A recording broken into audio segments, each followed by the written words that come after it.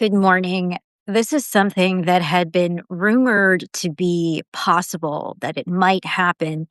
The cross functional team, AKA the CFT, which has been supporting people who have reported having Havana Syndrome, is now quote unquote transitioning.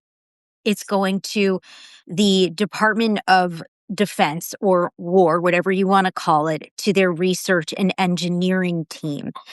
How do I know this? I have obtained numerous documents stating this. One document, and I'll put these all in the post once I finish this. One document says, quote, "This is a strategic effort to strengthen scientific governance, enhance technical rigor, and ensure long-term stability of research and interagency coordination, supporting the AHI mission." Obviously, that refers to anomalous health incidents, which is another term for Havana Syndrome, which the government uses.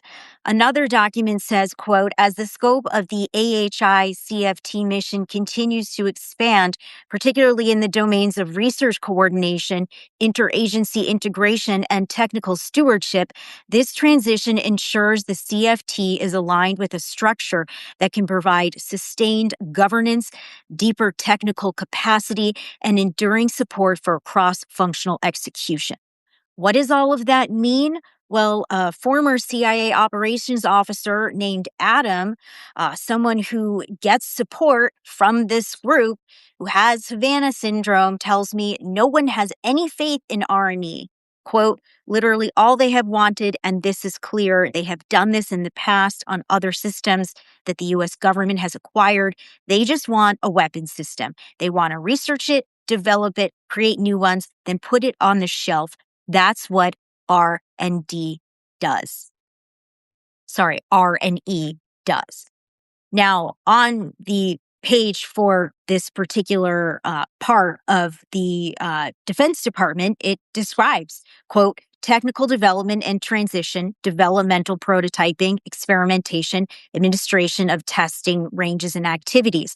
I've also worked inside the federal government myself at the State Department a while ago. And so I know that things transition, things change. Sometimes acronyms don't even stand for the original lettering anymore. So there can be oddities, there can be changes.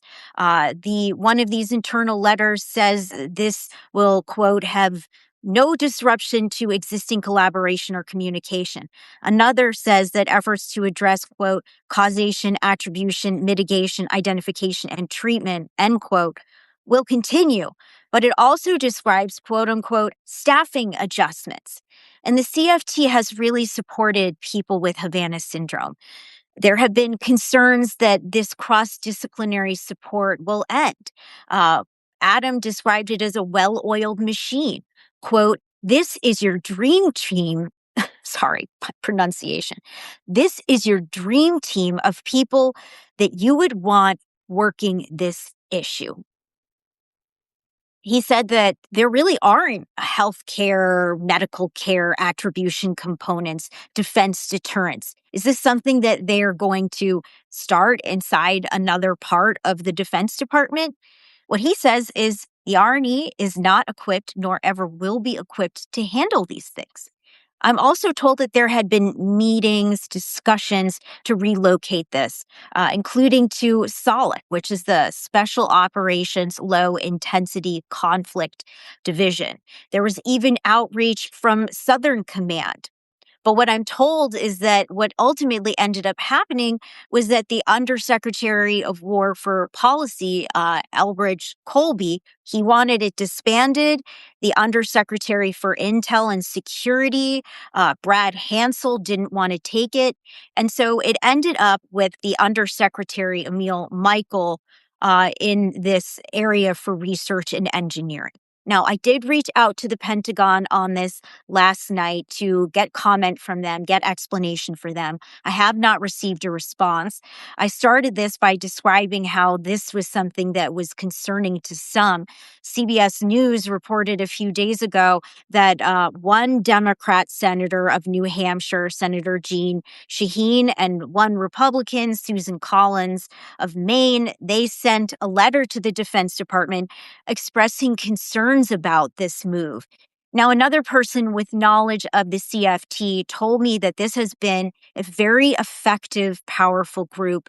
These are people who are dedicated to uncovering the truth, that they don't come in with bias. Some of them come from the intelligence community. Some of them come from a military background. They have a solid science background. They've been liaising with the NSA, other members of the intel community.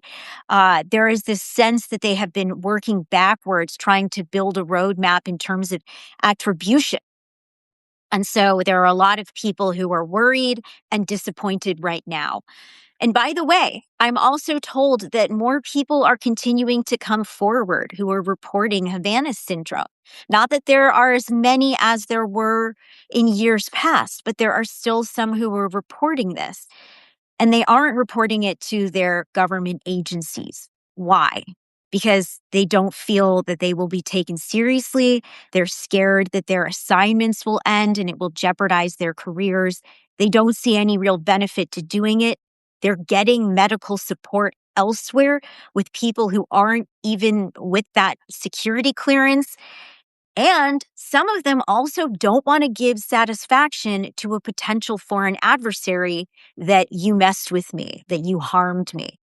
Very interesting situation. And we'll just have to keep seeing what happens. That's the end of my report for now. If you care about what I'm doing, please consider becoming a paid subscriber. That is how I can keep doing this. I'm going to include those government documents so that you can see for yourself what's happening right now. Thank you so much for watching.